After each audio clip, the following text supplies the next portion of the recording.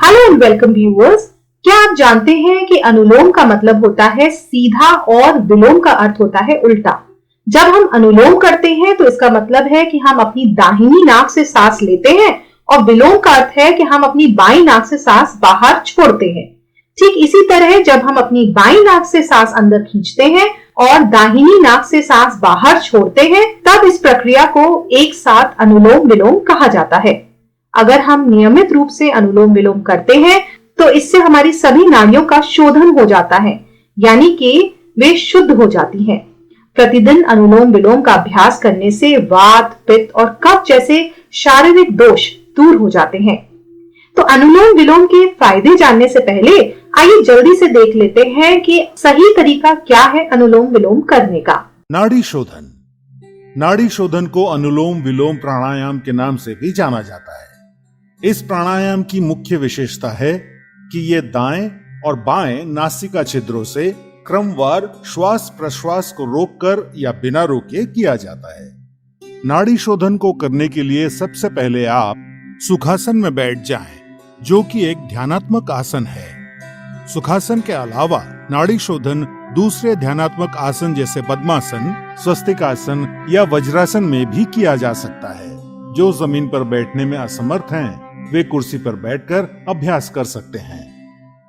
सुखासन में बैठते समय सुनिश्चित करें कि आपका मेरुदंड सीधा हो, सर ऊंचा, दोनों हथेलियां घुटनों पर और आंखें बंद हों। अपने मेरुदंड को सीधा रखने में आप दीवार का सहारा ले सकते हैं। अब कुछ गहरी सांसें लेकर शरीर को आराम की स्थिति में लाएं। नाड़ी शोधन का अभ्यास शुरू करने से पहले आइए अपनी उंगलियों की पहचान कर लेते हैं। अंगूठा, तर्जनी, मध्यमा, अनामिका और कनिष्ठा।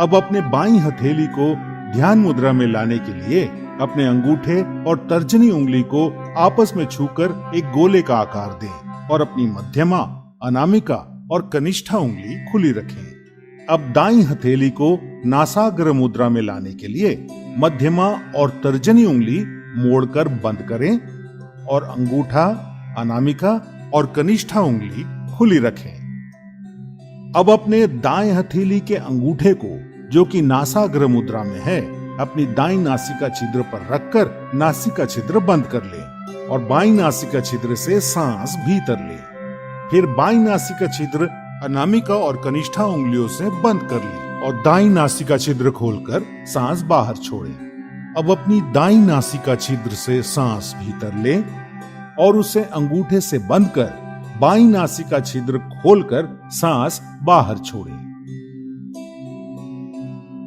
यह नाड़ी शोधन या अनुलोम विलोम प्राणायाम का एक चक्र है। ऐसे 5 चक्र दोहराइए। आइए अब देखते हैं अनुलोम विलोम करने के कुछ अद्भुत फायदे। अनुलोम विलोम करने से मन शांत होता है।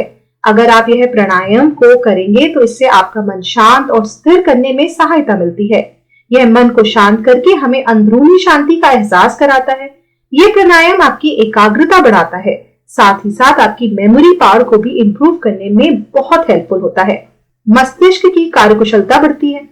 यह मस्तिष्क में दोनों बाएं और दाएं हिस्से के संतुलन बनाए रखने में भी सहायता करता है। इससे व्यक्ति की आंकिक और तार्किक क्षमता में वृद्धि होती है और कार्यकुशलता भी बढ़ जाती है। ब्रेन शार्प होता है, साथ ही माइंड कंसंट्रेशन को बढ़ाने के लिए भी यह प्राणायाम करना अच्छा होता है। चेहरे पर ग्लो आता है। नियमित प्राणायाम को करने से फेस पर एक अलग ही तरह की चमक और ग्लो आने लगता है। इसे करने से त्वचा की झुर्रियां और आंखों के नीचे के डार्क सर्कल्स भी दूर हो जाते हैं। अनुलोम विलोम हमारे फेफड़ों के लिए बेहद फायदेमंद है। ये फेफड़ों में फंसी विषैली गैस यानी टॉक्सिक गैसेस को निष्कासित करता है। इससे फेफड़े स्वस्थ होते हैं और पूरी मात्रा में हवा ले पाते हैं। ताजी हवा के आने से शरीर ताजा महसूस करने लगता है। मानसिक तनाव कम होता है। मानसिक तनाव को कम करने में भी अनुलोम विलोम बेहद फायदेमंद होता है। अगर नियमित रूप से इसे किया जाए तो यह रक्त संचार को ठीक करके मानसिक तनाव और स्ट्रेस से हमें दूर रख सकता है। वजन कम होता है। वजन को नियंत्रित करने के लिए भी अनुलोम विलोम योगा आप कर सकते हैं। ये ब्रीदिंग एक्सरसाइज शरीर में जमी चर्बी या फैट की मात्रा को कम करने का काम करती है, जिससे आसानी से बढ़ते वजन पर काबू पाया जा सकता है। साथ ही कब्ज की परेशानी भी दूर हो जाती है। मधुमेह यानी डायबिटीज के मरीजों के लिए अनुलोम विलोम काफी फायदेमंद रहता है। एक वैज्ञानिक अध्ययन के अनुसार डायबिटीज के मरीजों को राइट नोस्ट्रल ब्रीदिंग यानी सूर्य भेदन प्राणायाम से फायदा हो सकता है। यह भी प्राणायाम का हिस्सा है। टाइप 2 डायबिटीज के मरीजों को डेली 5 से 10 मिनट अनुलोम विलोम का अभ्यास जरूर करना चाहिए। खांसी, जुकाम, साइनस के लिए भी फायदेमंद है।